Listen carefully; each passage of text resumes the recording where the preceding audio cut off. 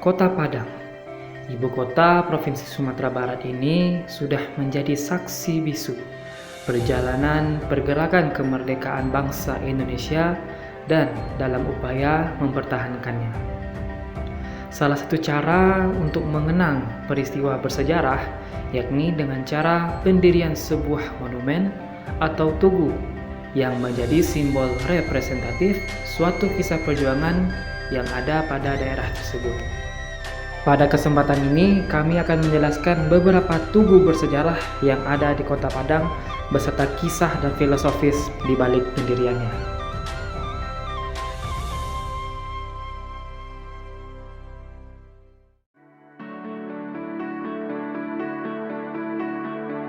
Adapun tugu pertama yang akan kita bahas yaitu Tugu Tigo Tali Nan Sapilin, Kota Padang.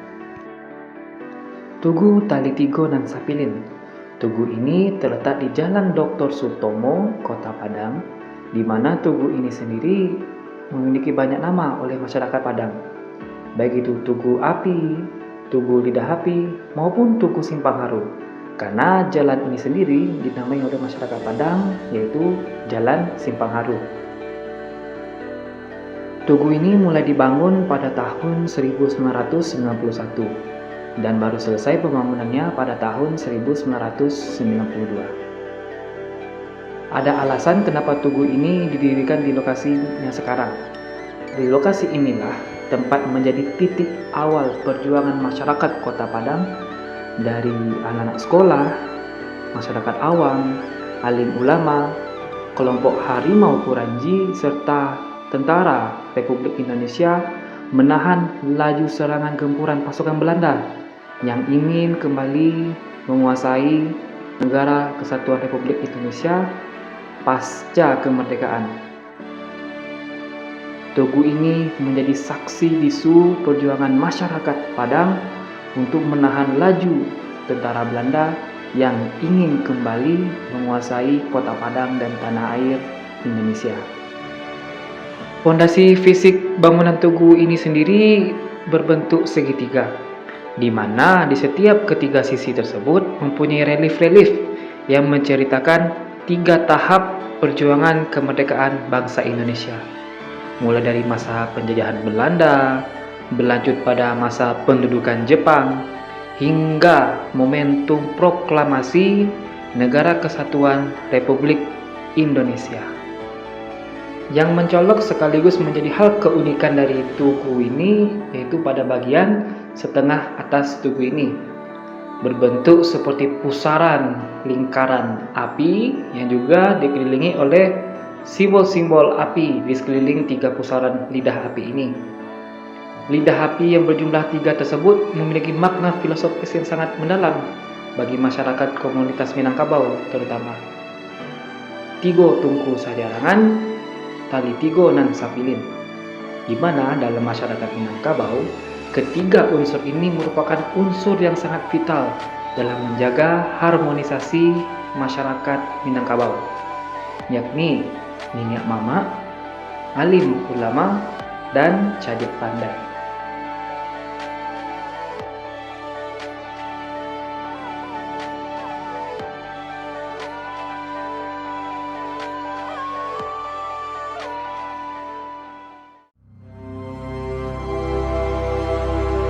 Dari kawasan Padang area dengan Tugu Tigo Tali Nan Sapilin, selanjutnya kita beralih ke kawasan Museum Aditya Warman. Kali ini yang akan dibahas yaitu Tugu Yong Sumatra Nembon. Tugu Yong Sumatra Nembon terletak di Jalan Gereja, sekitaran kawasan objek wisata Museum Aditya Warman.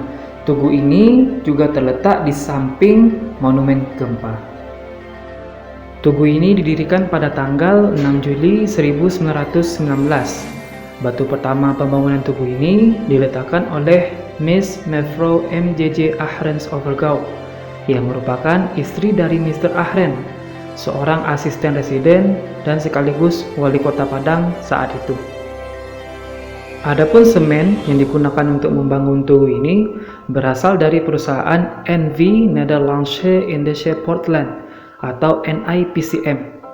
Zaman sekarang kita menyebutnya dengan nama semen Padang.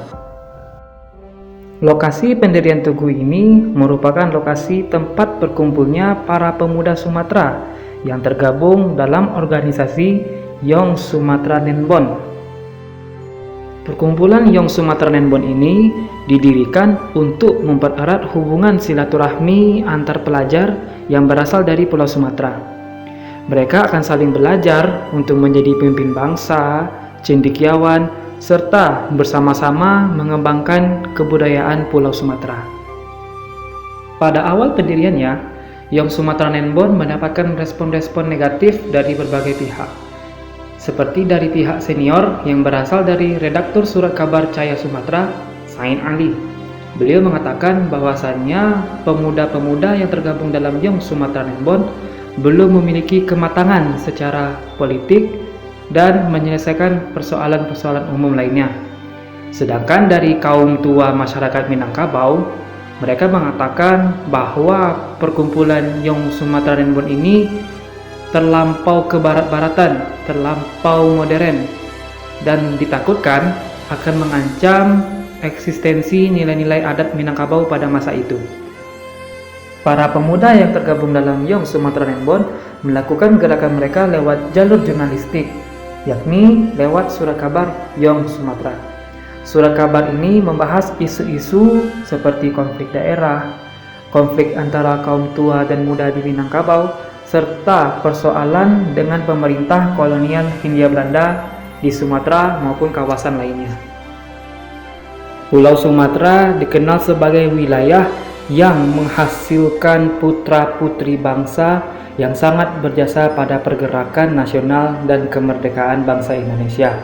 Selain Muhammad Yamin dan Muhammad Hatta yang tergabung dalam Yong Sumatra Nenbon, JSB juga memiliki anggota-anggota yang kelak menjadi tokoh-tokoh besar nasional seperti Adnan Kapaugani, Bahder Johan, Muhammad Amir, Muhammad Nazif, Sultan Takdir Ali Syahbana, serta Tengku Mansur, dan beberapa anggota ternama lainnya. Keunikan bentuk Tugu Yong Sumatra Nenbon ini sendiri juga memiliki nilai filosofisnya tersendiri. Tugu ini berbentuk seperti bola yang diletakkan di atas sebuah pedestal. Bola biru yang kita lihat bersama ini merupakan simbolis persatuan Sumatera yang diidamkan para pemuda Sumatera pada masa pergerakan kemerdekaan Indonesia.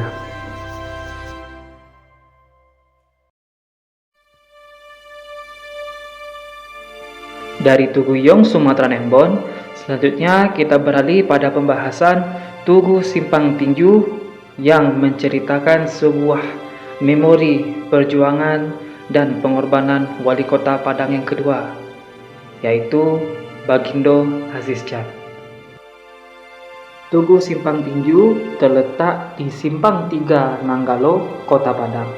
Tugu ini sendiri diresmikan pada tanggal 19 Juli tahun 1985 oleh wali kota Padang ke-11 waktu itu, Syahrul Wujud.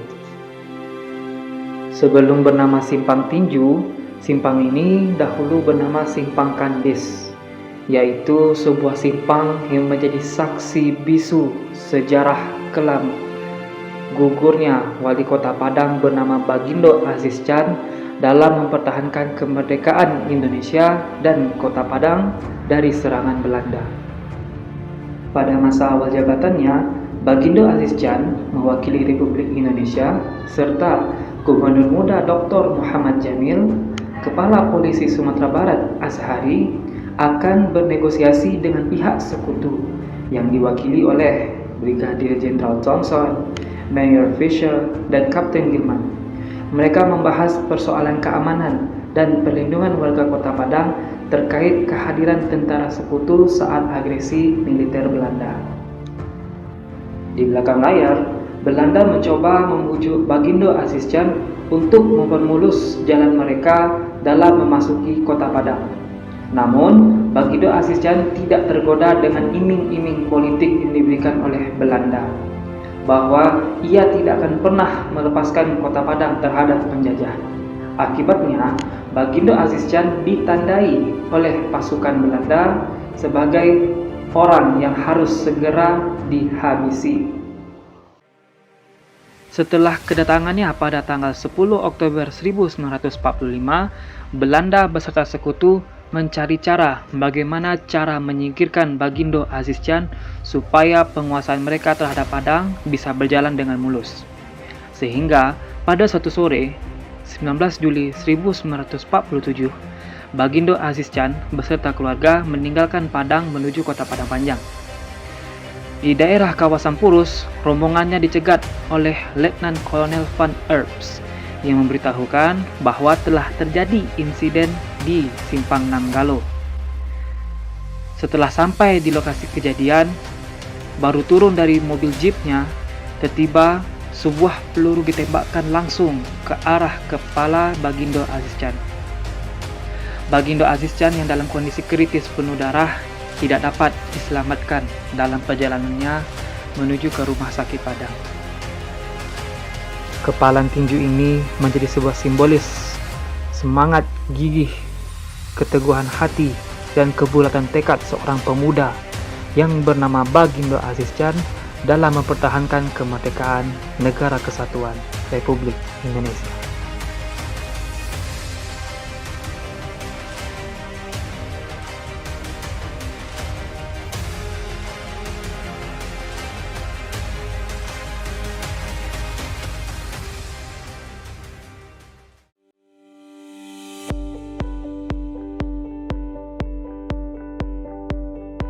Semoga setelah mengetahui, mempelajari, dan memahami makna dan filosofis di balik kisah dan cerita pendirian tugu-tugu bersejarah ini, kita menjadi generasi yang menghargai dan tidak melupakan sejarah bangsanya. Semoga tugu-tugu ini bisa kita jaga dan lestarikan bersama serta memaknai pesan-pesan yang terkandung di dalamnya. Jas merah. Jangan sampai melupakan sejarah.